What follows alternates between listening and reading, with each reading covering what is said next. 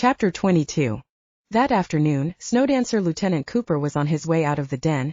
He commanded on the northern edge of the San Gabriel Mountains when he got a call from his alpha. Hawk told him that Pax Marshall, head of the Marshall Group, had proposed a joint business venture in a location in Arizona that was almost right up against the border for which Cooper was responsible. I don't trust him, Hawk said flatly. Word in the Signet is that Pax would cut his own mother's throat to get ahead. That insight had no doubt come from Judd. Cooper shrugged. Judd's buddy Krychek isn't exactly cuddly.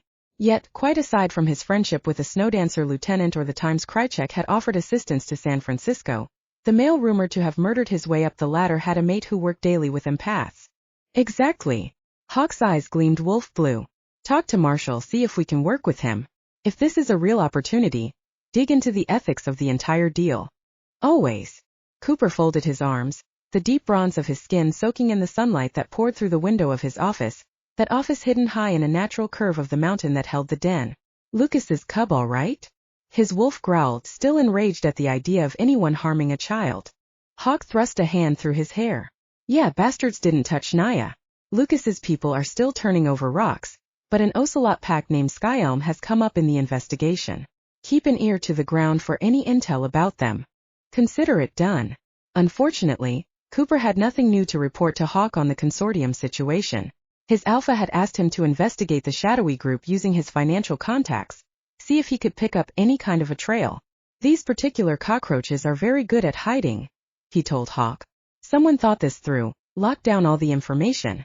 Keep working on it. I'll update you on anything that comes up on this end. Meeting ended, Cooper went looking for Judd. The other lieutenant had arrived in Cooper's den mid-morning, together with his mate, who happened to be close friends with a technician based in this den. The visit was so the women could catch up, but it also gave Judd and Cooper an opportunity to spend time together. They knew each other as all the lieutenants knew one another, but it was inevitable that they'd be closer to the lieutenants they worked with on a daily basis. For Cooper that was Jem, Kenji and Tomas. Still his wolf-like Judd. So did the human side of Cooper. The other lieutenant had proven his loyalty to the pack, and his strong, intelligent mate looked at him with her heart in her eyes. A man who'd earned a Snowdancer woman's admiration and respect? He was all right in Cooper's book. Judd, he said, spotting the other man on his way out of the den. The former Arrow was dressed in what looked like workout gear. Of course it was all black. Arrows never got over that, apparently. Got a minute? Cooper asked. Several if you need them. Brown eyes flecked with gold met Cooper's. I was just planning to try the new obstacle course your trainers put in. I hear it's good. Fiendish is a better description. Cooper scowled. Diabolical is another. Excellent. Walking outside with his fellow lieutenant, Cooper led him in the direction of the course. Pax Marshall, can you give me the full lowdown? He wants to talk business with us. A previously little-known individual who suddenly rose to prominence in his family group, Judd said. Instinct tells me he was the power behind the throne before he took it over, at least for the final 12 months of his predecessor's reign. Judd paused as Cooper caught an errant ball and threw it back to the kids playing nearby. It's rumored he engineered his father's death in a car crash, but no proof. Could be propaganda he himself started. Sigh both fear and admire callous expediency when it's used in a smart fashion. Cooper rubbed at his jaw, his thumb brushing over the scar that marked his left cheek. He's young. 24, right? Yes. Don't make the mistake of underestimating him though. Judd's tone was a cool warning. Aside from being extremely intelligent, he's a gradient 9 telepath. Cooper whistled, aware that the psi gradient went up to 10. Cardinals were all off the scale, but he'd heard it said that some of the most dangerous people in the net were just below cardinal status. Judd was the perfect example. Pax hasn't been directly linked to any violence, the other man continued, but that just means he's very good at hiding his tracks. A pause. One thing I will say, even the squad can't find any evidence that he's ever been involved in the death of anyone I'd term an innocent.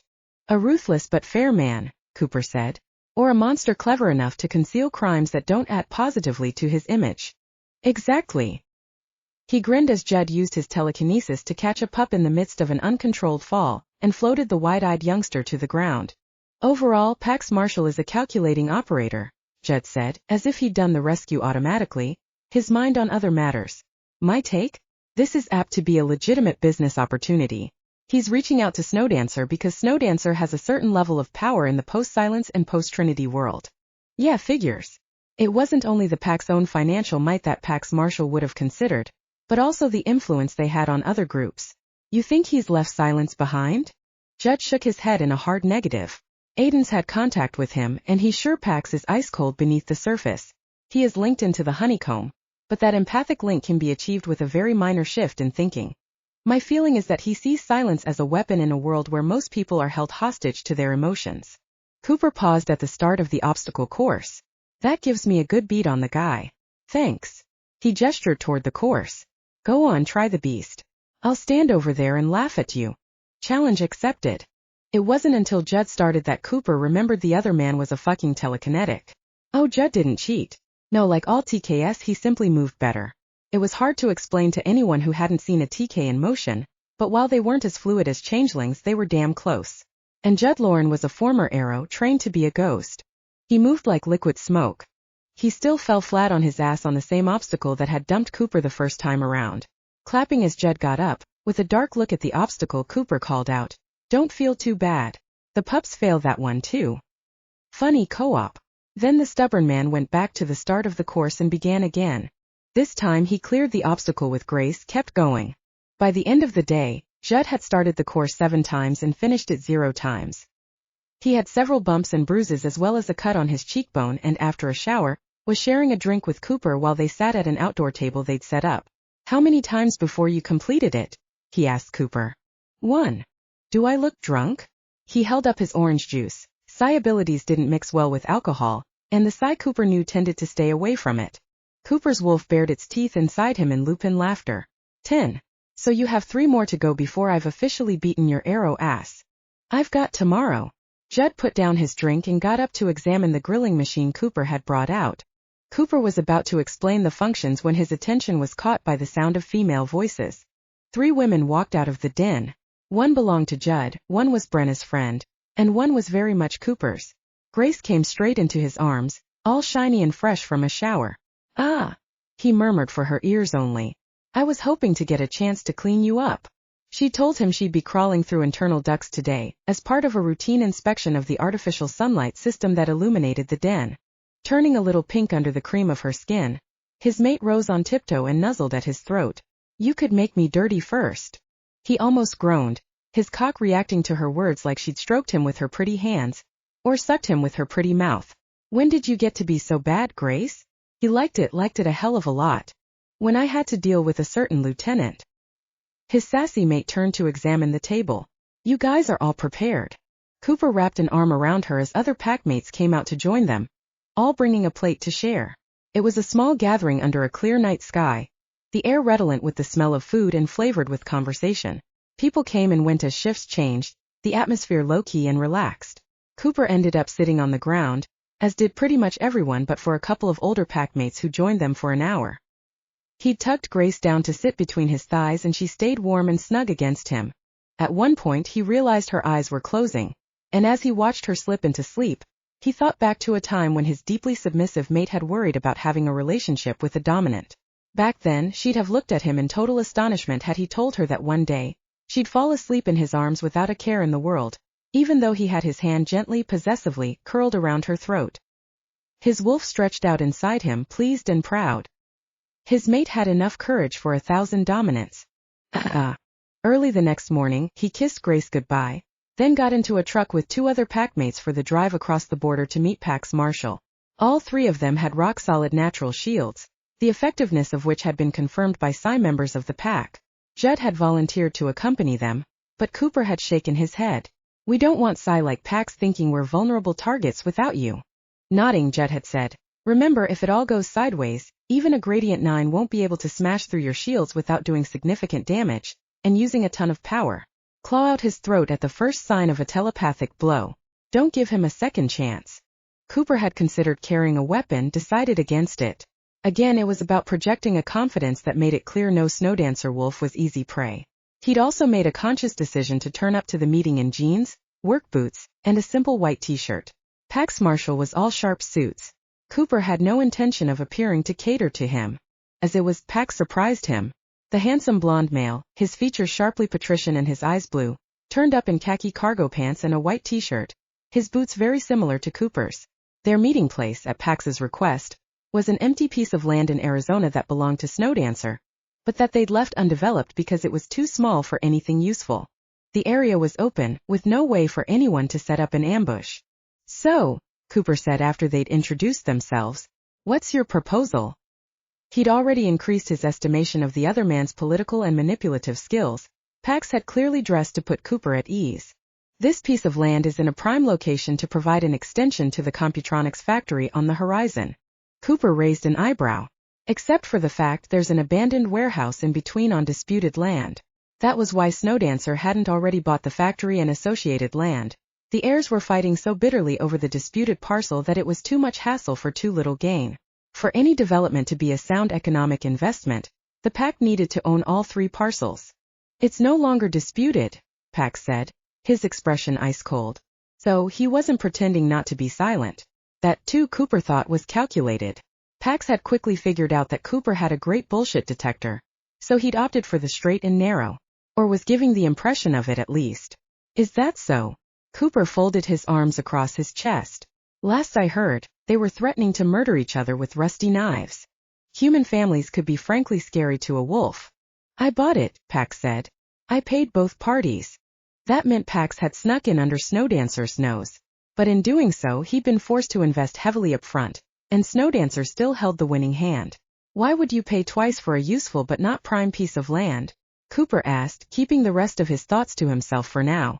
Pax turned that Arctic blue gaze back onto the distant Computronics factory. "As of this morning, I also own the factory and the land on which it sits. You want to make us an offer for our parcel?" No. "Oh? Why?" "I don't think you're stupid enough not to realize you own the critical piece on the chessboard." Cooper grinned. Yes, Snowdancer understood the precise value of its land. This area was known for the kind of quiet needed for the manufacturing of the most delicate computronics. No heavy vehicle traffic, no real population, the sky clear of all air traffic, thanks to an old law no one had bothered to update, and no pollution. Clean air. Quiet environment. A waterway for transport.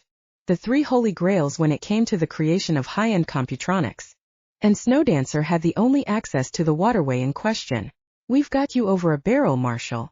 "I could hire telekinetics," Pax pointed out, his tone chilling further. Interesting. Had the man been a wolf, Cooper would have said he was pissed off.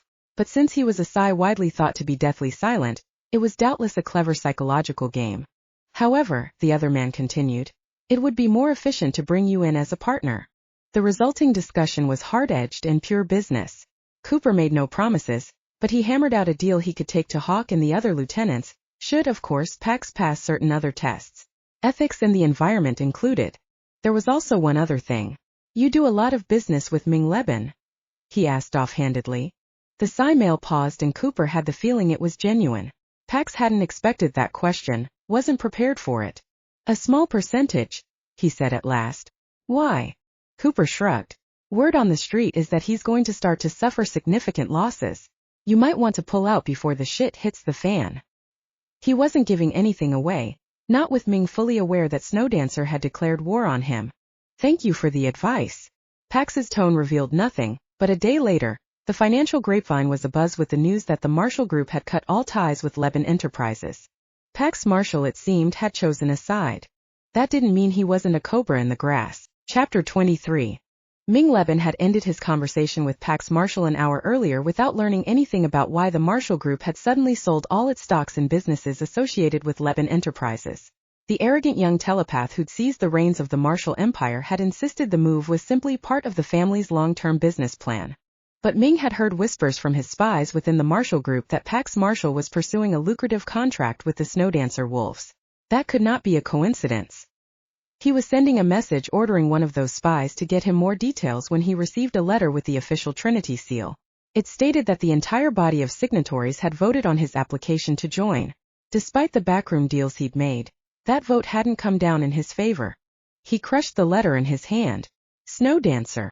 Ming wasn't used to being so blatantly blocked from anything. The majority of people were too scared of him to attempt it. He also wasn't about to allow the wolves to push him into a situation where he'd lose face in front of the entire world. The emotions didn't matter to him, but the impact on his power base could be catastrophic. Already, he could visualize the flow-on effect of this single damning rejection, see the missed opportunities, the chipping away at his financial alliances. Throwing the crumpled-up letter in the trash, he decided that if Snowdancer and its allies wanted a war, they'd get one. Ming was a combat telepath, but he was also a master at strategy. No one could beat him on that field of battle. Certainly not wolves driven by a feral desire for vengeance.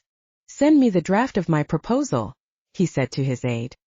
He'd finalize that proposal, then when the time was right, send it to all parties including the wolves and the arrows. He wouldn't do this by stealth. No, he wanted the world watching and witnessing the fall of Trent. Chapter 24. Lucas had assigned multiple people to tracking down data on the Ocelot pack linked to the assault on Sasha and Naya, but it was Dorian who ended up doing most of the heavy lifting. He'd fractured his leg in the crash, but what neither he nor Jason had let on at the scene, deciding Sasha didn't need the additional worry, was that he'd also suffered multiple broken ribs and severe bruising to his upper chest. Broken ribs were a general pain in the ass for everyone. Even Tamsin couldn't totally heal them, so Dorian was off active duty for a couple of weeks. Tamsin had also ordered the Sentinel to keep the weight off his plasgas-covered leg for 3 of those days. "Or I'll reverse the healing I've already done, and you'll be stuck with the cast for months instead of 14 days. As a result, Dorian took himself and his computer off to Mercy and Riley's cabin for one of those days. There, according to the message Lucas got from Mercy, the blonde Sentinel kept her company, made sure Riley didn't stress out too badly, and researched the hell out of the Ocelot pack. "I'm pretty sure he's hacking things that could get him locked up," Mercy had noted. "Watch out for the men in black suits." It was on the 4th day of his enforced vacation, Dorian having spent the rest of the time hunkered down in his own cabin, that he sent Lucas a note. "I have a report on the Ocelots." Lucas could have requested that report over the comm, but he wanted to check up on the Sentinel, see that he was in fact following orders and healing properly. Vaughn, Clay, and Emmett, as well as Tammy of course, had all been in and out of Dorian and Ashia's home since he was grounded, had kept Lucas updated, but his panther wouldn't be satisfied until he'd seen the other man with his own eyes. Dorian, more than any other dominant in the pack, could be stubborn about injuries. He'd always pushed himself too hard, too fast, an outcome of the fact that he'd for so long been latent, unable to shift into his leopard form. Where others might have given in to despair, Dorian had channeled his pain into an unremitting drive to excel. It was why he'd trained as an architect, taken up flying, learned hacking, all while being a crack sniper. Not only to sublimate the pain that came from not being able to shift, but to keep his mind busy so he didn't go insane. Lucas's joy the day he discovered Dorian had shifted for the first time had been a raw fury inside him. Today, as the blonde Sentinel met Lucas in the doorway of his home, Lucas took in his balance on the plasgast, then scanned his chest. "How are your ribs?" Rubbing lightly on the soft dark gray of his t-shirt, Dorian gave a lopsided grin. "Almost fixed, and no, I'm not lying. My mate insists on scanning me every night to check the progress of my healing." Since Ashia was a scientist, and more important, loved Dorian with a furious passion, Lucas nodded. For once, it appeared the Sentinel was following orders when it came to his health. "You want to talk inside or out?" Dorian's architectural skill was reflected in the home he'd built. It was all glass panels covered by greenery and foliage except for cunning clear areas that let in the sunlight, until being inside was like walking in the forest. Next to Lucas's own eyrie, Dorian's home was his favorite design in pack territory, but today his skin was itchy, wanted to be outside. Still, since Dorian was injured and might want to sit in a comfortable spot within, he'd follow the other man's preference. But Dorian said, "Definitely out. Look at that sky." It was a cauldron of color, the sun in the process of setting. Dorian looked over his shoulder as he stepped out. "Keen, you want to kick your ball around?" The answer came immediately. "Yes." Dorian's adopted son ran out seconds behind him, a soccer ball held in his hands. Lucas." Lifting the 6.5-year-old in his arms, Lucas said, "What's up, Keenan?" "I got a gold star at school." Keenan's blue-gray eyes sparkled, the dusky brown of his skin glowing from within. "For helping my friend with his adding." "Good. You make the pack proud." Ruffling the boy's hair, he put him back down on the ground, man and panther both happy to see such open joy in a child who'd been far too solemn when he'd first come into the pack. "I hear you're having special lessons." It had become obvious that Keenan was highly gifted, but though normal schoolwork was so easy for him that he was bored, he didn't want to separate from his year group. His parents agreed with his choice, as did Lucas. Even a gifted child should have the chance to be a child, to take music and art lessons with his friends, to play games with them during breaks, to participate in group activities where it was more about communication and working together than specific knowledge. "Children in silence weren't allowed friends," Ashia had said to Lucas when the question of Keenan's education came up. her voice thick with emotion. I don't want that loneliness for my son, and I'm afraid that's what'll happen if he skips grades and ends up far younger than his classmates. As a result, DarkRiver had authorized a special education grant that meant Keenan had a teacher's aide whose task it was to work with him on more advanced lessons, while he remained among his usual classmates. When the class did math, Keenan did math too, just at a more difficult level. When it was time for a sports or music lesson, he took it with his classmates. Ashaya and Dorian could have easily paid for the teacher's aide themselves, but cubs were considered the responsibility of the pack as a whole, for they were the pack's heart. It was an alpha's honor to ensure they had what they needed to thrive. Yes. Keenan bounced up and down in front of Lucas. My new teacher's name is Shonda and she makes my brain hurt. Lucas hunkered down to Keenan's level. Is that a good thing? A determined nod. I like thinking hard. He glanced up at Dorian. Will you watch me kick the ball, Dad? I can get the goals sometimes now. As Lucas rose to his feet, he felt more than saw the emotion that crashed through Dorian at the innocent request. Swallowing, the sentinel said, Lucas and I will watch you while we talk. Smile luminous as the sun, Keenan ran off a short distance to the leaf-strewn section in front of the cabin, while Lucas and Dorian leaned up against the trees. It's a punch to the heart each time he calls me Dad, the sentinel admitted in a gruff tone. Right fucking here. He pressed down on his chest above his heart, as if the organ ached. When did he start? After the leg. Dorian tapped the slightly green-tinged transparent plascast.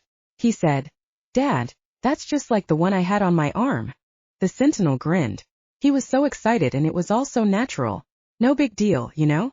Except it is to me. Lucas understood. To earn the trust of a child, that was a gift nothing could beat. I heard from Black Sea, he said into the emotional quiet. They've narrowed Tanique's vision of Edward's Pier down to 20 possible locations, and are planning to check them out one by one. Of course, that's if the place is even in Canada. Dorian folded his arms. I feel so fucking helpless. We're here if Black Sea needs us. Despite his rational words, Lucas felt the same prowling frustration as Dorian. To be a dominant was to protect. Mina and her lieutenants have to be going crazy by now. Layla Savia was only one of Black Sea's many vanished. Yeah. A long pause. Reminds me of Kylie.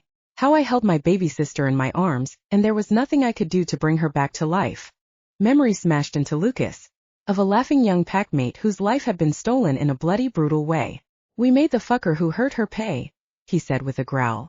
Nothing will ever bring her back, but never forget that we did her memory justice. Dorian nodded. I look at Keenan and I feel this pain deep inside because he'll never know the funny, loving aunt he would have had. I can almost see how she would have played with him. How she would have taught him to dribble. Swallowing, he smiled when Keenan kicked a goal.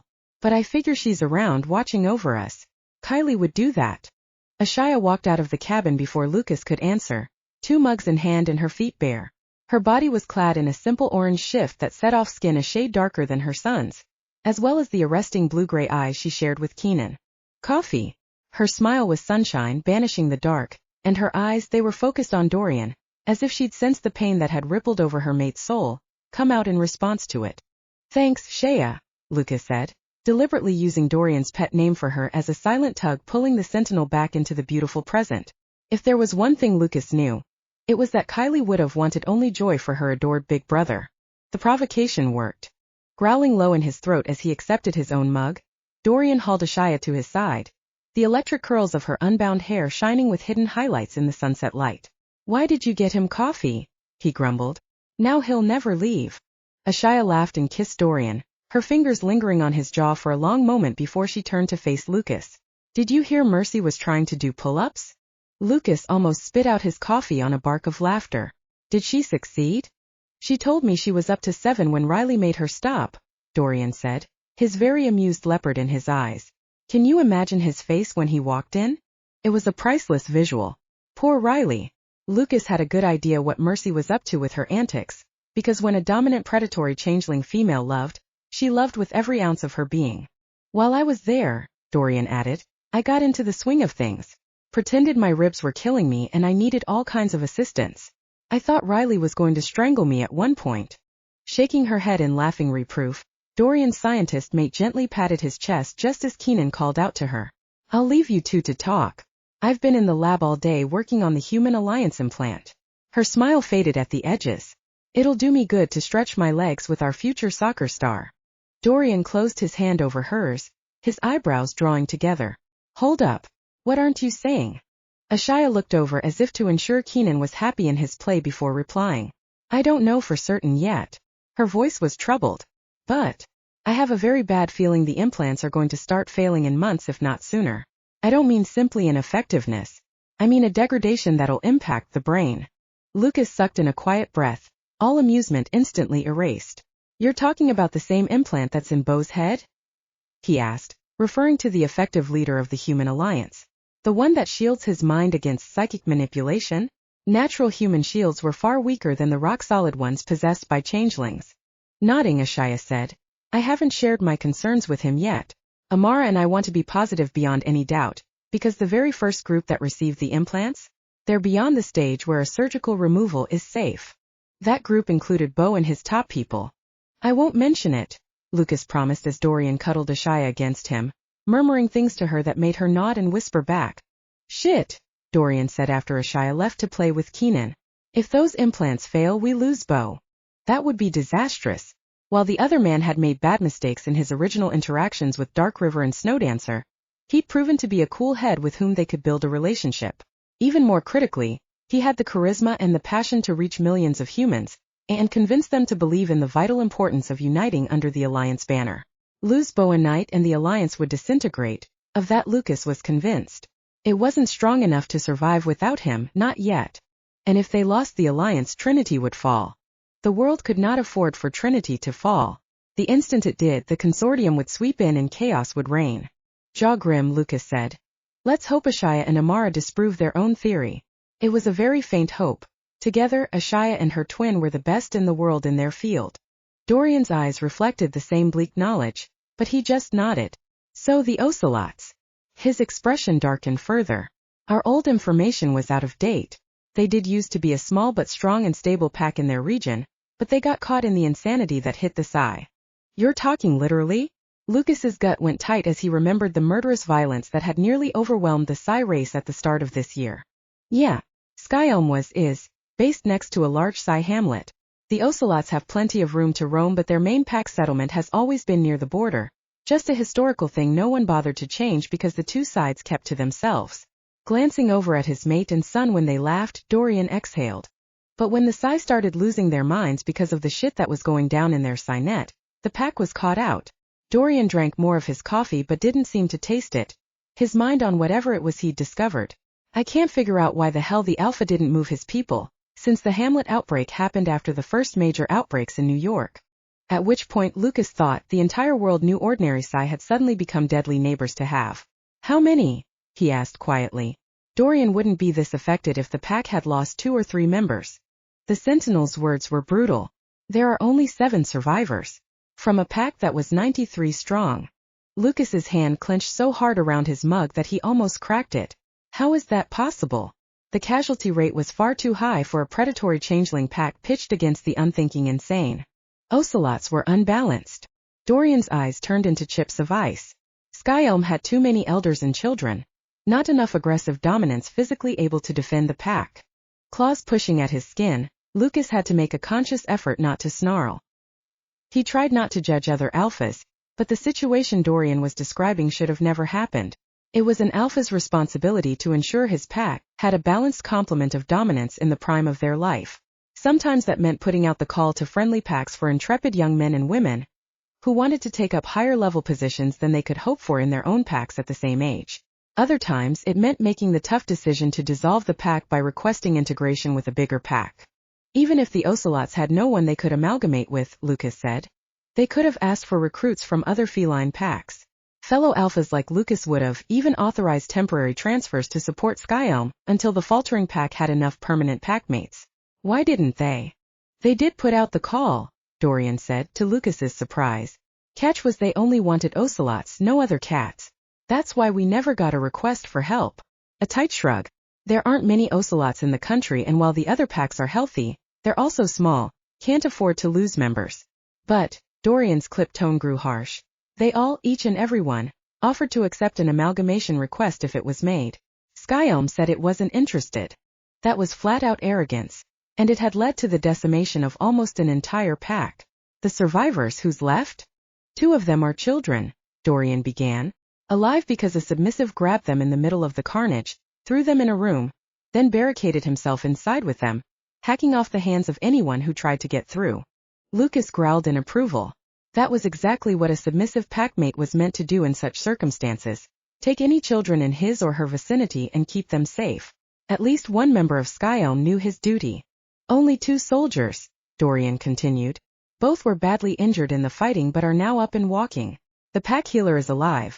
She was on the front line, but the Alpha pulled her back before she was too badly wounded. One of the only good decisions he seems to have made. The Alpha's alive? Expression flat, Dorian nodded. I spoke to a friend in the area.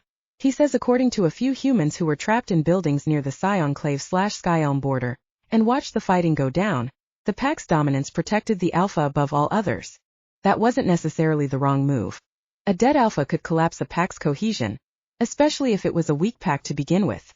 However, in a situation where cubs were being killed, protecting those vulnerable lives should have been the dominance, and the Alpha's only focus. In DarkRiver, should it ever come down to such a horrible situation, even the most frail elders would take up arms and form a line of defense. Then Dorian said the most unbelievable thing. He lost his own cub and mate. Blinking, Lucas stared at his sentinel. How is that possible? In a battle where Sasha and Naya were under threat, Lucas would fight to the death to protect them. No one would get through him except by tearing him to fucking pieces. I don't think it was on purpose, Dorian said, though anger vibrated in his voice.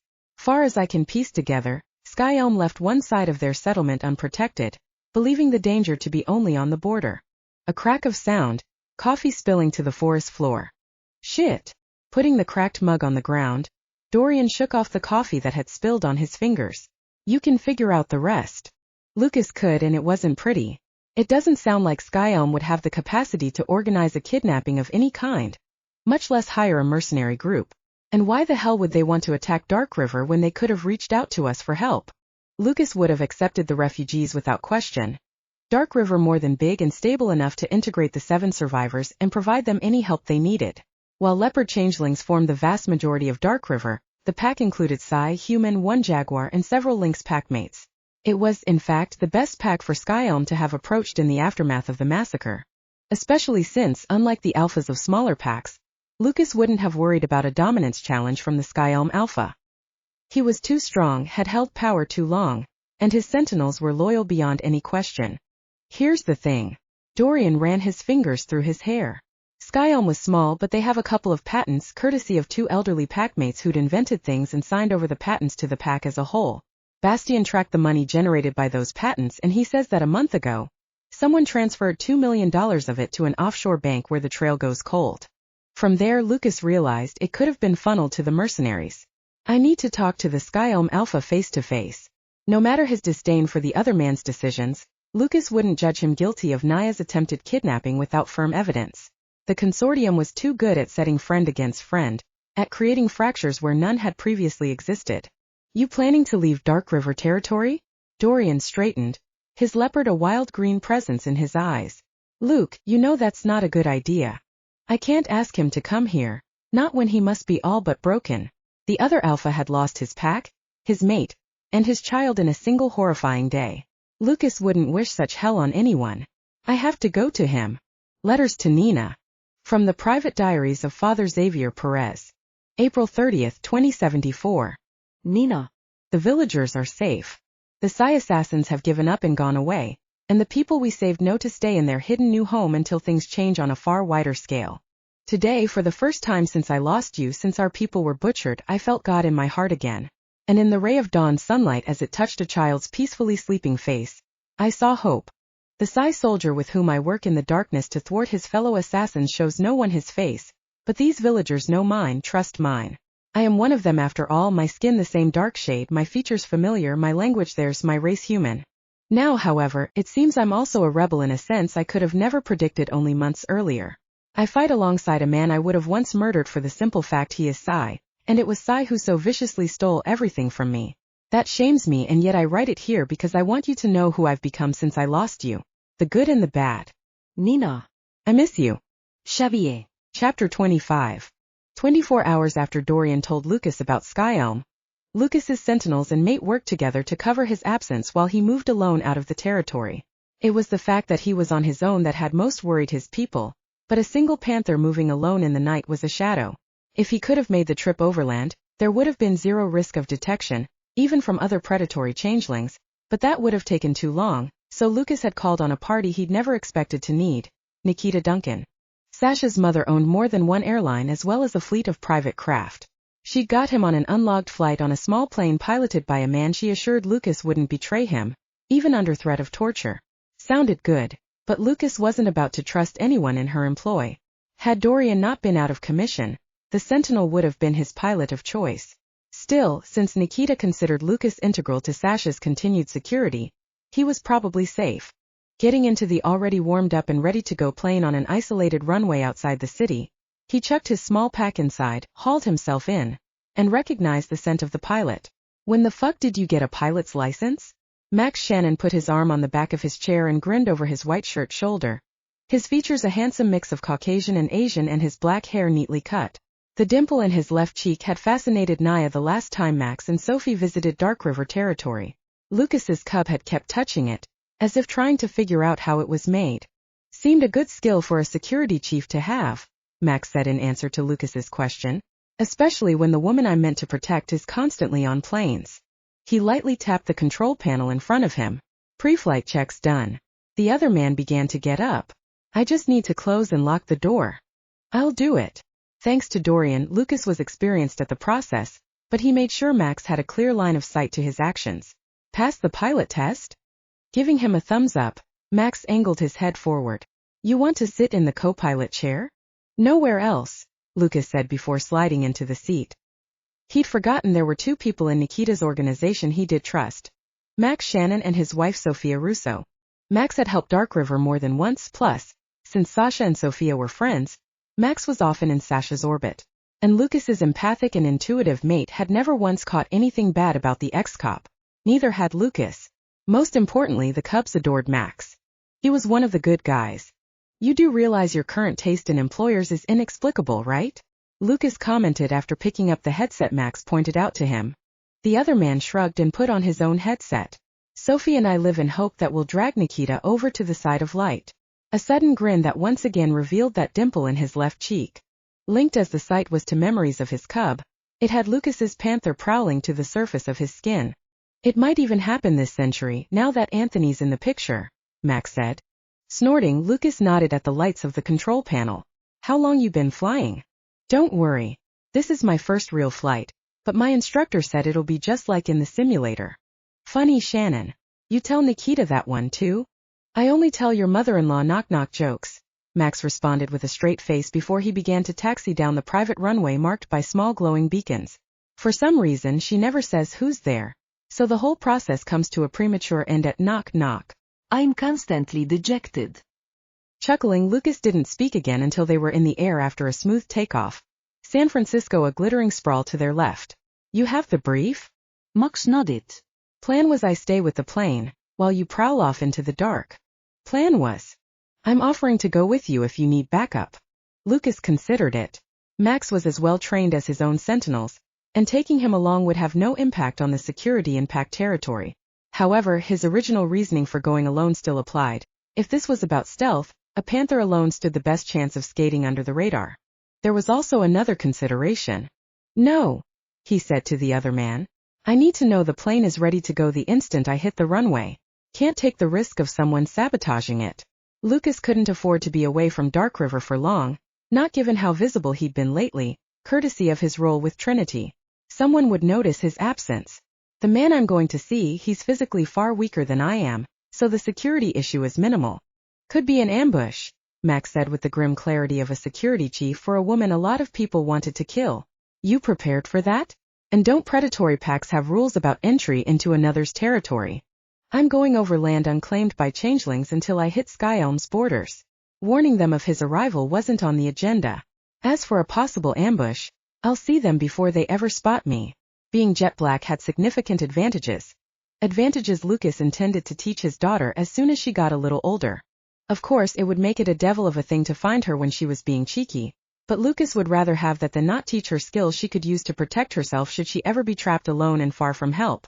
She was fierce, his cub, but while she was small, he would teach her to hide and wait. Hide and wait. A child panther couldn't win against adult combatants. Lucas knew that firsthand. Panther in the dark. Max whistled. Yeah, okay, good plan. What are you going to do about clothes when you arrive? Lips tugging up, Lucas said. Humans are so hung up on clothing. Don't give me that bullshit. The ex-cop pointed a finger at him. You're not going to confront some other man while he's clothed and you're not. In truth, Lucas would have no problem doing that, especially since he knew his dominance far exceeded that of the Ocelot Alpha. But, in this case, he likely wouldn't have to. Someone always forgets their washing outside. I'll grab what I need. If not, he'd do the confrontation in his skin, which, unbeknownst to Max, would probably unnerve the other Alpha even more. Civilized manners, including wearing clothing, came from the human part of a changeling's nature. Comfort with their bodies, whether furred or the human skin, came from the primal core of their animal. An enemy might be able to negotiate with the civilized half, but the animal reacted on pure, undiluted instinct. And an alpha panther driven by violent protective urges was not a predator anyone wanted to face. There's a duffel back there with some weapons. Max jerked his thumb to the back of the plane. I packed them just in case, but I guess you can't carry anything? No, not without losing my speed and camouflage. He'd run with a small pack as a panther before, but it changed the sleek lines of his body, made him stand out. I don't think this will be that kind of a confrontation, because if the Ocelots had actually had anything to do with the attack on Naya and weren't just being set up, they could have no reason to believe they'd been discovered. Dorian had undertaken his data mining with extreme care, while the people he'd spoken to in the region were all allied with DarkRiver. 2 had been born as part of Lucas's pack, moved out when they made it, still had plenty of family in DarkRiver. The other was a snowdancer wolf temporarily based in the region while he completed advanced technical training in an unusual specialty. No, the Ocelots had no reason to watch for a panther coming for them. It took Lucas 2 hours to run to Skyelm's home base after Max landed the plane at a private airstrip that belonged to Nikita. It was hidden in the center of a sprawling spread, the landing strip concealed from casual view by the lay of the land, and even had anyone been curious, the strip was officially used for ranching operations and for the transport needs of the people who ran it. There were no buildings anywhere within a visual line of sight. Max had initiated the landing strip lights by remote control. Once he got close enough, the instant he had the plane on the ground and parked, he switched those lights off, plunging the area back into pitch darkness, the moon hidden behind clouds. The quietness of that strip, however, was nothing compared to the screaming silence that surrounded the Ocelot Ares. Though he'd shifted by that point, grabbing a pair of jeans off a line a mile back, Lucas's steps remained panther quiet, causing not so much as a whisper to fracture the disturbing quiet. Perhaps the crushing power of it was because he knew that a community meant to house near to 100 people now held only 7. While, like leopards, ocelots were solitary by nature, this pack had a long history of living in close proximity to one another, probably because of the small size of their pack. The survivors had to be shell-shocked. Pushing aside the surge of pity that came from both parts of his nature, he reminded himself that Skyelm could have consortium help. Even if not, wild ocelots were nocturnal for the most part, and that tendency showed up in changelings as well, though to a lesser extent. He couldn't count on the pack being asleep, even this deep into the night. Guard up, he took to the trees and stayed high while he made his way toward the only 2 areas where he could detect fresh scents rather than the dusty loneliness of homes left uninhabited for months. The first one he reached proved to house the children. He could just see their small bodies through the locked window. Both were in ocelot form and curled up tightly together, while an adult male lay on a bed right in front of the airy door, blocking it, keeping the children safe. The submissive. Lucas would readily accept such courage into his own pack. Aware he was missing the healer, the alpha, and the 2 soldiers, he took extreme care as he moved on. He had no doubts that he could take on all 3 of the dominants, but he didn't want to turn this into a bloodbath when this devastated pack might have had nothing to do with the attack on Naya. Instead of moving on to the other area, within which he could now see a soft glow of light, he went dead still and listened. His patience was rewarded 10 minutes later. The soldiers were below, running a tight perimeter as they sought to protect the remnants of their broken pack. Those 2 had to be hurting bad. Dominants weren't supposed to outlive their vulnerable. They were built to fight to the death. If the Ocelot Alpha wasn't careful, he could lose both to their own demons. Having gained a fix on them, Lucas padded silently along the tree road until he came to a halt directly outside the large open window of the area where two people were talking. The window itself offered a view into an empty kitchen, the speakers most likely in the room beyond. "You have to sleep, Monroe," a female voice pleaded. "You've been up for 5 days straight except for a few snatches here and there." "No, I have to stay awake. Have to protect." The tone of the male voice was wrong, the words a little off. Jagged. Broken. "You're our alpha." The woman sounded on the verge of tears. "We need your guidance now more than ever. But the lack of sleep is making you erratic." Growls sounded from within, along with the slap of feet moving back and forth across the floor, back and forth. Monroe. The woman, who must have been the healer, tried again. She'd managed to get her incipient tears under control, sounded gentle and coaxing as she said, "I've made you a cup of tea. It'll relax." The sound of china crashing to the earth, liquid splashing on wood. "I don't need any fucking tea." It was a roar. Concerned for the healer and aware the two soldiers probably couldn't hear the commotion from their watch positions, Lucas flowed into the area through the window. His eyes had already adapted to the light, so he padded through the kitchen straight into the living area. The alpha was looming over his healer, his brown hair streaked with gray and sticking up in tufts and the pale skin of his face blotchy red, his fists clenched. The healer was a fragile-looking woman, maybe 80 years of age. To her credit, she wasn't flinching, was in fact still attempting to reason with her alpha. "Monroe Halliston." Lucas leaned against a wall, his posture deliberately unthreatening. "We need to talk." Spinning around with a snarl, the ocelot alpha came at him like a hurricane. Lucas had expected the violent instinctive reaction. Had the other alpha on the floor in seconds, the older man's wrists locked behind his back. When the healer went as if to cry out for help, he shook his head. "I've come to talk," he said quietly. "You call the soldiers inside and this could end in blood." The ebony-skinned woman swallowed, looked at his face, her brown eyes on the lines that had marked him from birth. "Lucas Hunter. DarkRiver." Enraged by the sound of those words, Monroe Halliston attempted to flip Lucas off him. Lucas held him in place with increased pressure. "I came to talk," he reiterated. "I don't want to talk to the bastard who helped the Psy murder us." Lucas's blood ran cold. Making a snap decision, he returned his attention to the healer. "Call your soldiers," he ordered. "Tell them I'm not here to spill blood, but I will if they don't both come through the door in the next 2 minutes. Lucas had done a full reconnaissance before he approached the Ares, knew there was no threat out there that could prove a danger while the dominants were away from their watch. "Don't follow his orders," the alpha yelled, but the healer seemed to realize Lucas was dead serious. Running to the door, she called out to the two dominants. They appeared breathless in the doorway within the allotted 2 minutes, during which time Monroe raved and ranted. Lucas hauled the other alpha to his feet, but kept his eyes on the soldiers, taking in their ragged condition, the bags under their eyes. "Keep your hands in plain view," he said in a tone that brooked no disobedience. "I've got no fight with you. You're holding our alpha hostage." It was a tired statement from the male half of the pair. "We have to act. I'll incapacitate you in seconds," Lucas said over Monroe's screaming at them to intervene. "At which point your remaining packmates, including the cubs, will be helpless." The two soldiers looked at Monroe, who continued to demand they fight. Faces growing tight, they stepped back to take up watchful positions by the door, their hands clasped in front of their bodies as per Lucas's order. Their actions told Lucas this alpha-pack relationship had been all but broken long before Lucas arrived. Monroe's unthinking orders had simply put the final nail in the coffin. Holding the other alpha's wrists in an unbreakable grip, Lucas grabbed a navy blue scarf from the floor. It must have been the healer's.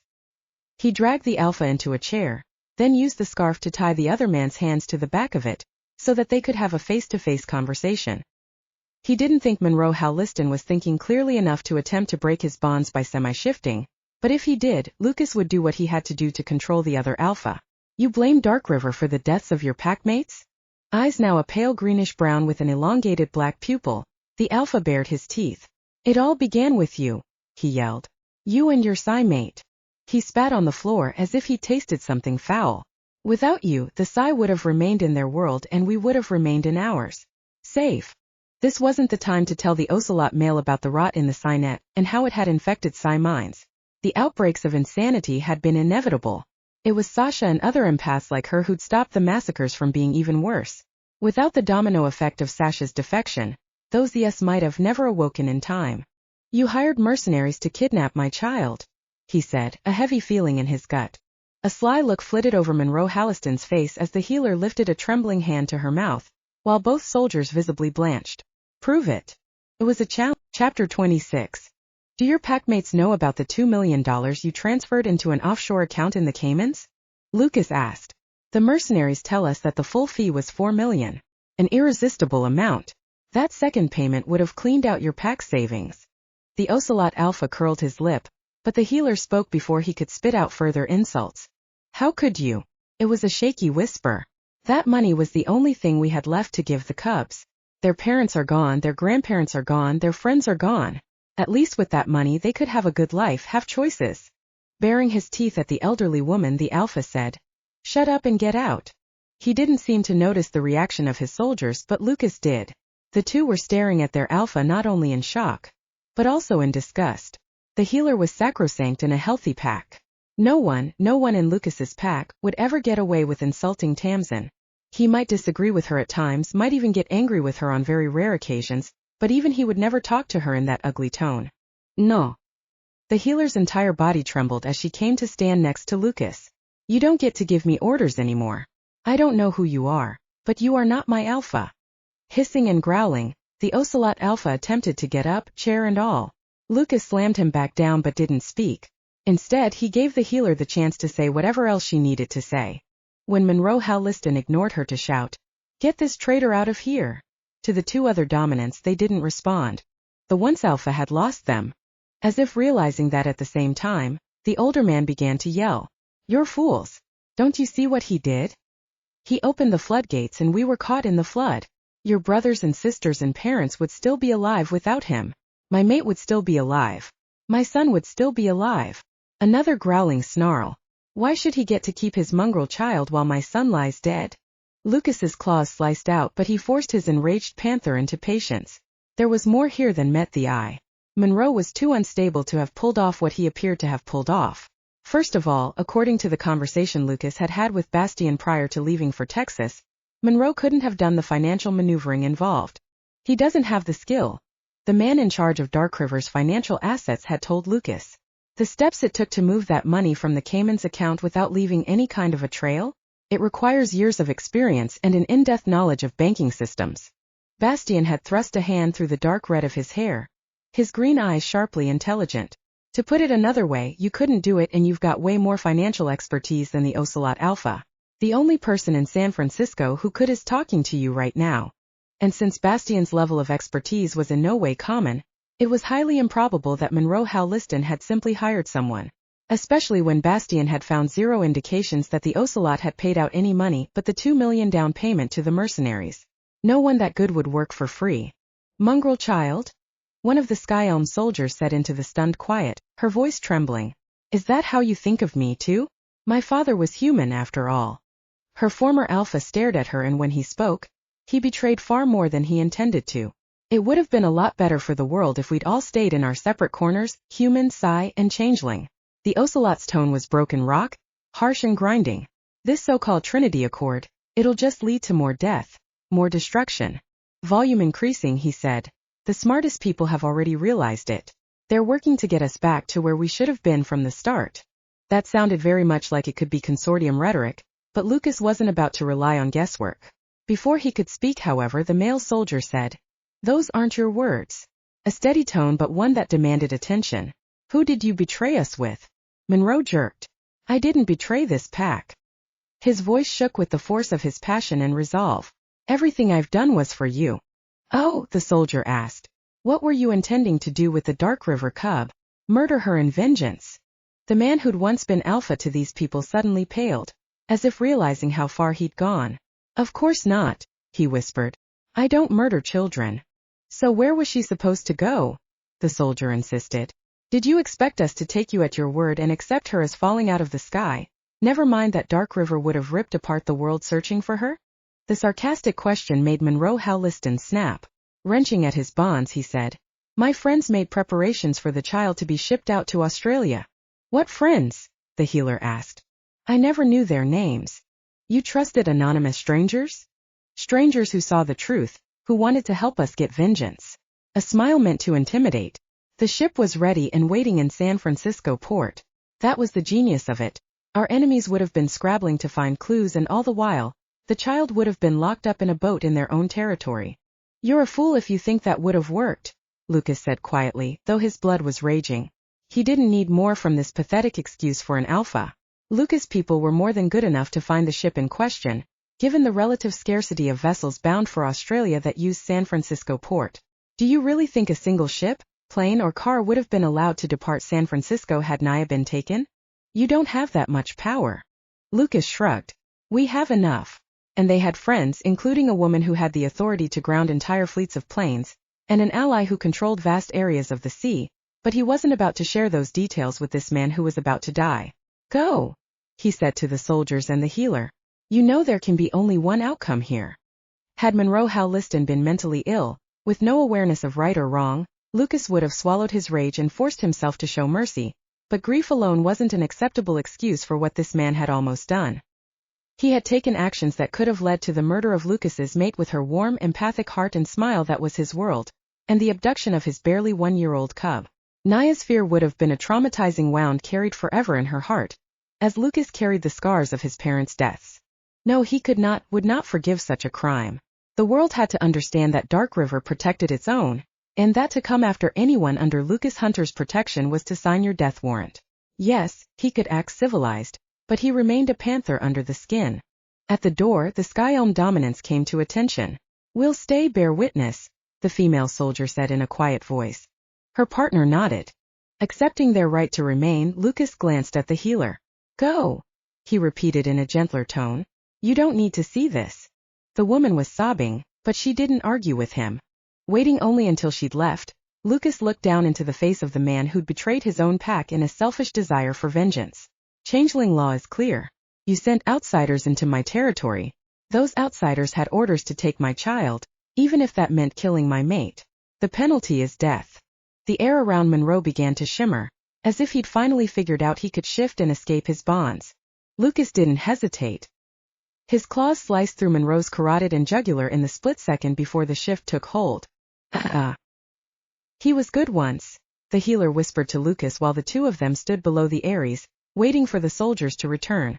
They'd gone to bury the man who'd once been their alpha, giving him that much at least, even if they could no longer give him their respect.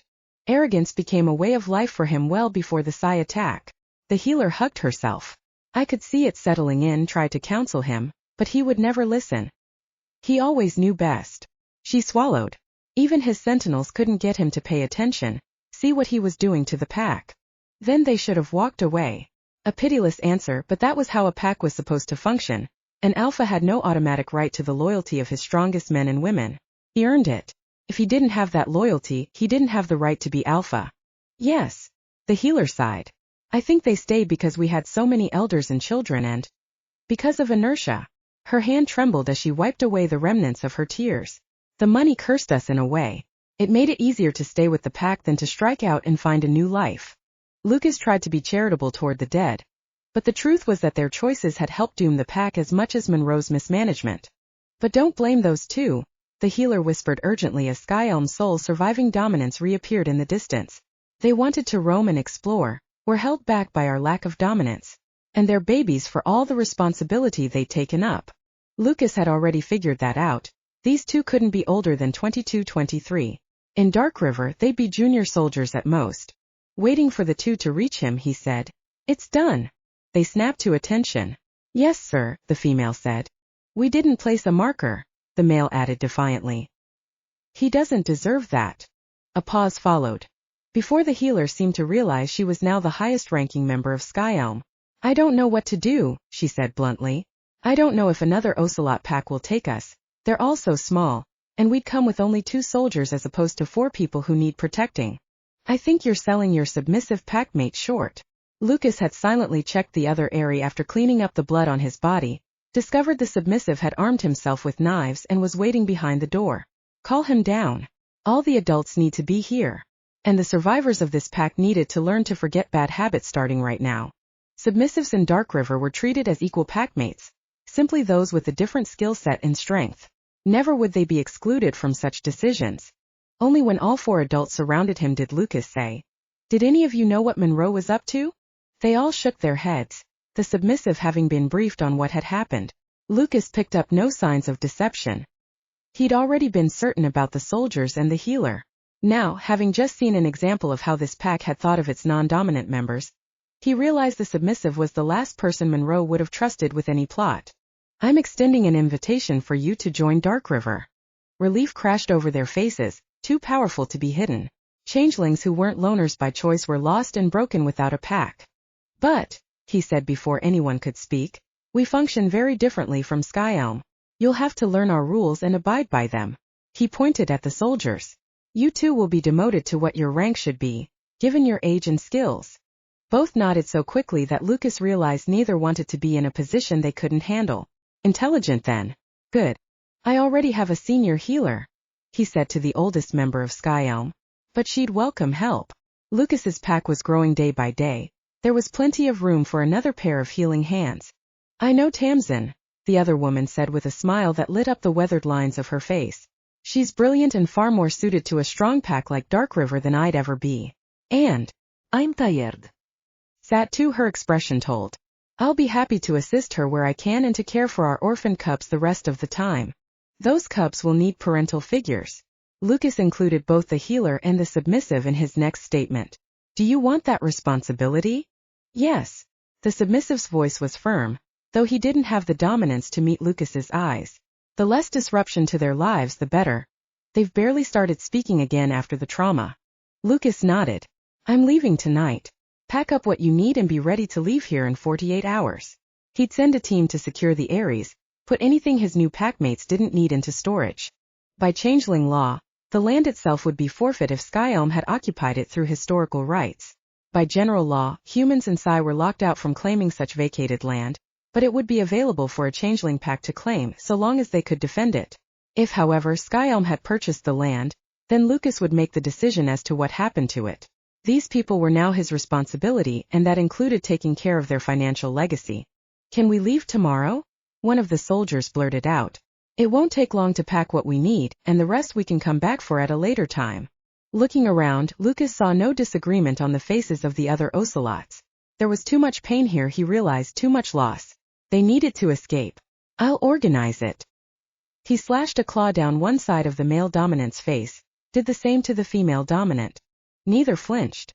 Lucas then touched the submissive's cheek with his palm and pressed a kiss to the healer's forehead. "Welcome to DarkRiver." The submissive began crying, his shoulders shaking with the force of his sobs. Lucas embraced him, holding the other man until he no longer needed the touch, until his animal understood and accepted that it no longer had to carry this unbearable weight alone. He had an alpha he could rely on. "The children," Lucas said in a gentle reminder when the ocelot male could finally breathe again. Nodding jerkily, his new packmate left, to return with a boy of about 7 and a girl who looked at least a year younger. So young. And so scared. Hunkering down in front of them, Lucas simply opened his arms.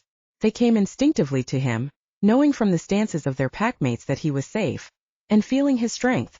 From the way they clung to him, they needed that strength as badly as the courageous man who'd watched over them until this instant. Lucas squeezed both children tight, rising to his feet with them still in his arms. "You'll be coming home with me," he murmured, and knew he couldn't leave tonight. To do so would be to break their fragile hearts. So be it. He'd figure out a way to adjust his plans. Less than 12 hours later, DarkRiver had 6 new members. No one had noticed Lucas's absence, and Vasiczen had agreed to teleport Naya to visit her maternal grandmother in the coming week. "As long as I'm not needed for an emergency," the arrow said, "you can contact me when you've set up the meet and I'll do the teleport." Icy gray eyes holding Lucas's. "You're sure you want your mate and child within the territory of one of the most dangerous women in the world? Nikita knows not to cross me." Lucas didn't have the emotional connection to Nikita that Sasha did. Would eliminate her without hesitation should she prove a threat. "Has the squad heard from Black Sea? Any progress on locating Layla Savia?" It had been well over a week since Tanique Gray's psychometric vision. Vasic shook his head. "Nothing." A glance at the small jade clock on Lucas's desk. "I'd better head home. Ivy's planning a special dinner for grandfather for his birthday. Ashaya mentioned it was today." The scientist deeply respected Zaizen, and to Keenan the elder was his grandfather too. She said Keenan made him a gift. Vasic's smile was slight, but for an arrow that equaled a giant grin.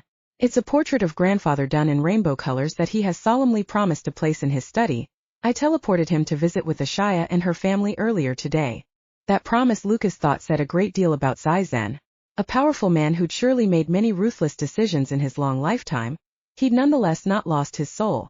Please give him DarkRiver's best wishes. We will always be in his debt. Without Zaizen, Ashaya would have never escaped the Psi Council's clutches, and without Ashaya, Dorian might still be furiously angry at the world, his leopard trapped in a clawing scream inside his body. That, however, was simply the most obvious example of how Zaizen had influenced the pack in a positive way. Lucas knew the Psi Elder had his fingers in many other pies and like Nikita, he protected those who were his own.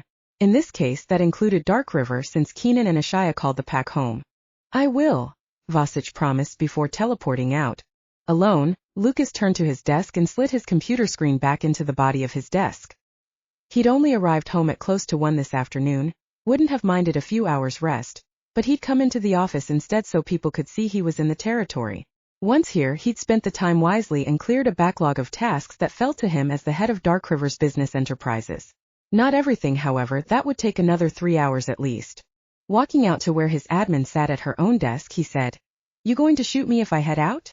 He could finish up tomorrow morning, but he needed to know if there was something urgent he'd overlooked.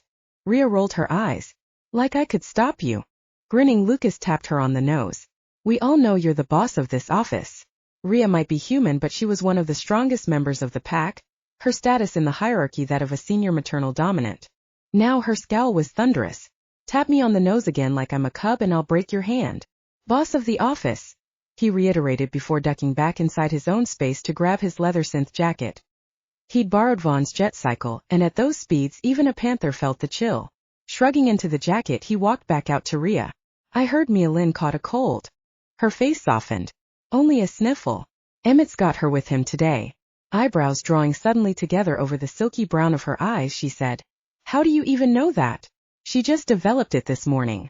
"You might be the boss of the office," he said as he zipped up the jacket, "but I'm the alpha of DarkRiver. Every packmate was his responsibility, especially the littlest of them all." Tamsin had a look at her. Nodding, Rhea got up to give him an unexpected hug, the scent of her small, curvy body deeply familiar to his panther. "You're a good alpha, Luke." The out-of-the-blue words hit him hard after what he'd seen in Skyelm. He wrapped his arms around her, held her close. "Thanks, Riri." Elbowing him for using her endearing family nickname, she released him to go over to one corner of the office. "Don't forget your helmet or Sasha will brain you." Lucas accepted the gleaming black thing. "I'll be at Dorian's, then home if you need me." His light mood only lasted until he hit the road out of town, his face turning grim inside the helmet, because he wasn't just swinging by to see how Dorian was healing. The Sentinel might be off active duty, but he remained one of Lucas's most trusted people. And as of last night, he had a new task: to find the ship that had been meant to take Lucas and Sasha's cub from San Francisco to Australia. Chapter 27. Zidane sat in a chair outside Ivy and Vasich's home, his left hand on his cane, and listened to a young brown-haired boy play under the fiery light of the setting sun. Tavish was laughing more and more as the days passed, and today as he chased a small white dog through the orchard, he hadn't stopped. The sound was joyous music. "Sonny, I wish you were here to see this." The only woman he had ever loved had wanted hope for their people, wanted joy. Instead, she'd been worn away by their need until her heart no longer beat, until there was no strength in her to breathe. His sweet, gentle Sonny, an empath during the time when the Signet turned against empaths, when it wanted only cold silence. That choice had killed her, and in so doing killed the best part of him too. "Grandfather." Another empathic voice, sweet and hopeful, and with a generous warmth that sank into his aching bones. "You're cold. Here." Only when Ivy put the Afghan over his knees did he see that his hand was trembling on the cane despite the sunshine that poured down on him, his wrinkled skin bearing the marks of age. "Thank you, daughter." He touched his hand to Ivy's soft tumble of curls as she bent over to arrange the Afghan, this woman who had brought his son alive. Vasich might not be that in absolute terms, their relationship 2 generations removed, but he was Zaizen's son of the heart. And he'd done what Zaizen couldn't. Vasich had saved his empathic mate, kept her from being crushed under the endless need of their people. A people who had finally remembered that the ES were treasures to be cherished. It eased Zaizen's century-old pain to feel her touch, to know that Sunny's dream was on the road to coming true. Ivy smiled, the translucent copper of her eyes luminous, and her affection and love for Zai Zhen an open caress against his senses. Empaths, they had no sense of self-preservation. Never had. Probably never would. Would you like a hot drink? She asked as the sun kissed the gold and cream of her skin. Sunny's hair had been yellow cornsilk, her eyes blue, but she'd been this way too, always watching out for others. It was a need in an empath, this nurturing drive. No, he said. The throw is enough. Ivy. Tavish rushed pell-mell toward them, the knees of his beige corduroy pants stained with grass and dirt. Ivy. Ivy. The 7-year-old all but ran into Ivy's legs, throwing his arms around them in wild affection. Laughing in a way that told the child he was loved, his affection welcome, she ruffled his hair. Careful, Speedy. Tavish tipped back his head, looked up. Did you finish grandfather's birthday dinner? I did. Ivy met Zai Zhen's eyes. I hope you'll like what I've chosen. You could do nothing that would displease me, daughter. Ivy's gaze shone wet before she was distracted by 2 words from the arrow child who now called the orchard home, and who looked to Ivy and Vasich as family, as parents who wouldn't reject him the way his birth parents had done when he proved to have a dangerous telekinetic gift. Wanna play? Wariness was a sudden intruder lurking in eyes of hazel mixed with brown. Then Ivy leaned down to press a kiss to his forehead. Why not? Wariness wiped away with a smile that was a burst of starlight. Tavish went to run back to the ball the small white dog, Rabbit, was guarding. He paused mid-step, came to Zai Zhen, his pace far more sedate. Grandfather, he said respectfully, would you like to play too? Zai Zhen raised his hand to the boy's cheek, touched the innocent warmth of it, and thought of the children he and his sonny might have created had they lived in another time. I will enjoy listening to you play, grandson. Tavish made an aborted movement forward, seemed to decide to do it, and threw his arms around Zai Zhen. Zai Zhen closed his own around the boy, this small bright spark of life who had learned to laugh under Zai Zhen's eyes. I'll be over there, grandfather. Tavish pointed toward the start of the orchard after the embrace came to a natural end. You can call me if you need me. Okay. You are a good grandson. Flushing with pride, Tavish took his leave and ran off. Ivy followed at a slower pace after picking up Zai Zhen's fallen cane and placing it against the side of his chair. She was soon caught up in the game, however, one that seemed to involve kicking the ball between 2 trees, with Rabbit in hot pursuit of the black and white object anytime it went past an invisible boundary. When Vasich ported in right beside Ivy, she turned to kiss him in a motion so fluid, it was as if the two were one being. Zai Zhen didn't need to be an empath to sense her piercing love for Vasich, or Vasich's passionate devotion to her. Zai Zhen's son of the heart loved his empath as Zai Zhen had loved his sonny. Even as the couple drew apart, Ivy's palm yet on Vasich's chest, Tavish came to tug at Vasich's hand and ask him to join in the game. Vasich touched that hand to the boy's shoulder before turning to meet Zai Zhen's gaze. Grandfather, you are well? His telepathic voice was as pure as a remote lake of unbroken ice, but there was no cold within Vasich. Not any longer. I am very well, son. And he was. The sunshine was warm on bones that felt far older than his years. It was the weight of sorrow, the weight of memory, the weight of promises he'd made to himself to see through his sonny's dream. Here in this sun-drenched orchard while his son played with a child who had chosen Vasich as his father, and an empath laughed in unfettered joy, that dream came true. The Psy race was no longer a place only of chilling silence.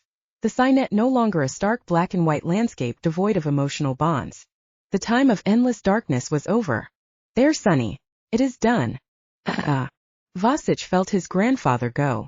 No emotional bonds showed in the Psynet but for mating bonds not yet. But Vasich knew they existed, felt them in his soul. And he knew when his bond with his grandfather snapped forever. Grief speared him as he teleported the short distance to Zai Zhen. His grandfather's cane lay fallen on the ground, but Zai Zhen's head didn't loll. It simply leaned gently against the back of his chair. His eyes were closed, the faintest smile on his lips. It was as if he were sleeping, but even as Vasich reached out his fingers to check his grandfather's pulse, he knew Zai Zhen was gone. Ivy's hand locked around his as it fell to his side, the words she spoke breathless from her run to Zai Zhen and wet with tears. He was at such profound peace before he went. It felt like a beautiful heart song. Ivy would know, not only because Vasich's wife was an E, but because Zai Zhen had been linked to her in the honeycomb. Vasich's grandfather had smiled at Ivy's request for a connection, then said, I have come full circle at last, joined once more to an empath. Grandfather. Tavish's plaintive voice snapped Vasich out of his shock and sorrow. Reaching down, he picked up the child. his single arm more than strong enough for the task. He needed to hold the boy and Tavish needed to be held. "Grandfather's left us, Tavish," he said, finding it difficult to speak but knowing that at this instant, the pain felt by the small vulnerable heart in his hold was more important than his own grief. But he was ready to go. Ever since Zai-Zen had told Vasich about his sonny, Vasich had known that his grandfather was only counting time on this earth. The Sai race might not believe in an afterlife, but Zai-Zen had believed his sonny waited for him. He just had to finish his work here before he could go to her, to the woman he had always loved. But he can't go. It was a child's angry cry. Tell him to come back. Vasich felt Ivy's love, the infinite gentleness of her, surround them both. Reaching up to cup Tavish's wet face, she shook her head. "We'll all miss him desperately, but you see his smile? It means he was happy to go on his next adventure." She was crying too, made no effort to hide her tears. "Ivy." Vasich's throat was too thick to speak. "I need you." His empath tucked herself against his chest a heartbeat later, wrapping her arms around him and Tavish both. It was enough to keep him going so he could do what needed to be done. He couldn't cry, not then. He'd been an arrow too long. It wasn't until deep into the night, the world silent and his mate holding his head against her shoulder, that Vasich Zen cried for the man who had made him who he was, a man who had lived a lifetime with his own grief and who had left the world a far better place than it had been before he first turned rebel. Ashaya received word of Zai-Zen's death directly from Ivy Jane. "He would have wanted you to know," the empath told Ashaya before dawn the morning after Zai-Zen's passing, her eyes red and swollen on the comm screen. "Thank you." Ashaya's own grief was a raw wave inside her. "You'll let me know the funeral arrangements?" Under silence, Sai had held no funerals, celebrated no lives, but Zai-Zen deserved every honor they could do him. He'd saved Ashaya's son, saved Ashaya herself. And they were only two of hundreds, perhaps thousands. "Yes," Ivy said. "You know more of a certain part of his life than we do. If you think there are others who should be told, please do it." "I will." But first, after Ivy logged off, Ashaya needed to deal with the agony inside her. She slid down to sit on the floor of her home office, her arms curled around her knees. Sobs rocked her. When tears were things she'd never shed in the Sinet. It didn't startle her when Dorian entered the room within seconds, though she'd left him fast asleep in their bed. Her mate had felt her sorrow, run to her despite the fact that his leg was still in a plascast. "Zai-Zen's dead," she managed to say before she couldn't speak. Kneeling down beside her, Dorian held her against his chest and he let her cry. Keen. Her son's heart would be broken. She needed to get herself together so she could deal with his pain. Dorian pressed a kiss to her temple. "I shut the office door when I walked in. He won't wake." "I see, can't stop," she said at one point. "You will when you're ready." So she cried and she thought emotions were a horrible thing sometimes. But she wouldn't trade them for cold peace. Never again. A life of freedom from chains, psychic or emotional or physical, was Zai-Zen's gift to her, and she would honor it always. High in a skyscraper in New York, a woman who'd once been under Ming Leban's ugly control hung up the phone with a thickness in her throat. Ashaya was devastated by the news of Zai-Zen's death, but she'd taken the time to call Kadia. "I thought you'd want to know," Kadia's friend and former boss had said. Kadia couldn't believe Zai-Zen was gone. He was like an ancient tree in the forest, always there, offering shelter under its branches. It was near impossible to comprehend that the tree had fallen, leaving a gaping hole in their midst. She'd never been as close to him as Ashaya, but he'd had a profound impact on her life nonetheless, for it was Zai-Zen who'd built the foundation on which every Sai rebel stood, whether they knew it or not. Conscious her husband would want to be informed as soon as possible, she looked up his private diary and saw he was scheduled for a consult with the Forgotten's head medic. She knew what consult was code for. So instead of heading to the infirmary or Dev's office space, she used her handprint to authorize the elevator to take her to a secret subbasement. Triple shielded against interference, this was the space where the Forgotten ran experiments testing the limits of the new psychic abilities popping up among their people. The elevator doors opened to reveal another locked door. Scanning herself through using retinal fingerprinting as well as a voice code, she entered to find Dev and Glenn, the only two people in the cavernous gray space that always seemed cold to her. Rubbing her hands up and down her upper arms, she nodded hello to the doctor, but stayed out of the way. Dev didn't acknowledge her, likely couldn't. Her husband was seated in a chair surrounded by complex monitoring equipment. Hooked up to them by multiple wires, he stared straight ahead at what looked like a computer set to solve logic problems. As Kadia watched, the computer's behavior changed. It began to scroll data across the screen. Katia didn't know what was happening, but she knew Dev was behind it. He'd become part of the machine. Gut clenched, she looked into his eyes. They were the same gorgeous brown with amber, gold and bronze flecks that she loved. Only ice cold, no humanity, no warmth. Dev, she whispered, unable to hold back the visceral need to claw him back from the metallic ice of the machines. Though she'd spoken at the lowest possible volume, his response was immediate. Lashes coming down, he said. Katia Mirjan.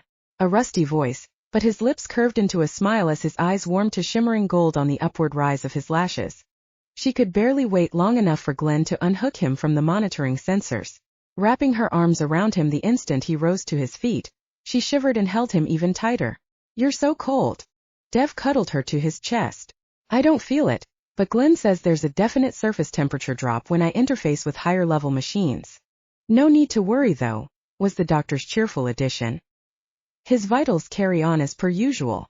Katia drew back, took one of Dev's hands, and blew hot air on it while rubbing gently at his skin.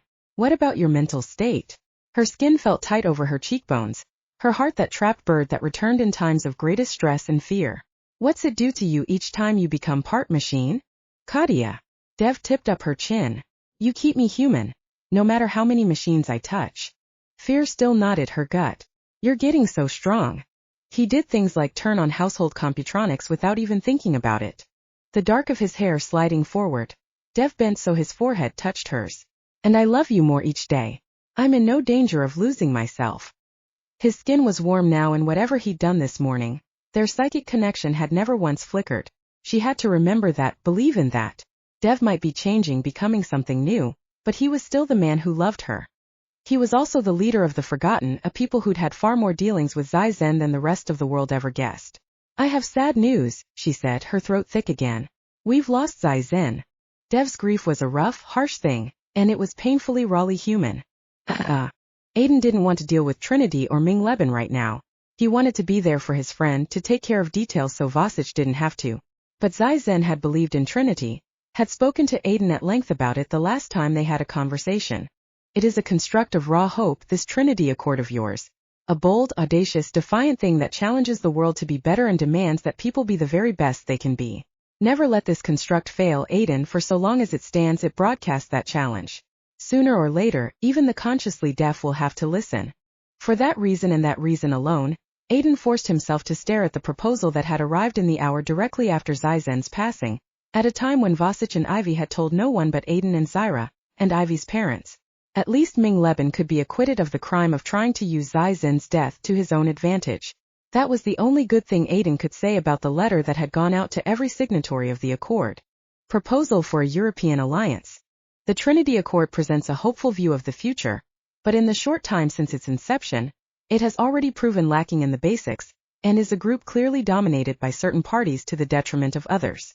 It is for this reason, and because Europe has needs Trinity simply will not be able to fulfill, that I am proposing a European alliance. The proposed alliance would encompass members from across the continent, as well as the British Isles, and will provide a vehicle for better growth for all parties. Membership in the EA will not preclude being a signatory to the Trinity Accord. The two organizations can coexist, though the EA is apt to be the far more useful tool for those who intend to do business in this part of the world. Ming Leben. Aiden knew the core of Trinity needed to respond to this, but he also knew that he refused to disrespect Zai-Zen by playing politics today. So he'd have faith in his bold, audacious, defiant construct, and in the people who'd helped him take it from idea to fruition. He input a call. Lucas was more than willing to handle the situation. Anything Trinity or Ming related that manages to make its way to you, forward it to me. The Panther held Aiden's gaze, his own eyes solemn. I heard. The world lost a hell of a man yesterday. That was when Aiden realized that, of course, Lucas would know of Zai-Zen's passing. A child whose birth certificate listed Zai-Zen as his father lived within DarkRiver. Yes, it did. Thank you for handling the fallout from Ming's EA proposal. He knew the Alpha had to still be dealing with tracking down those behind the abduction attempt on his child. None necessary. Signing off, Aiden turned to find Zaira waiting for him. She slipped into his arms, her own locking around him. I've spoken to Ivy. He couldn't see her eyes, but he knew they remained shell-shocked from a loss no one had seen coming. Zai-Zen had always been there, until it seemed even the most silent, most pragmatic arrows had subconsciously believed it would always be thus, that he was a force of nature immune from time and age. I know what they need, Zyra finished, her voice husky.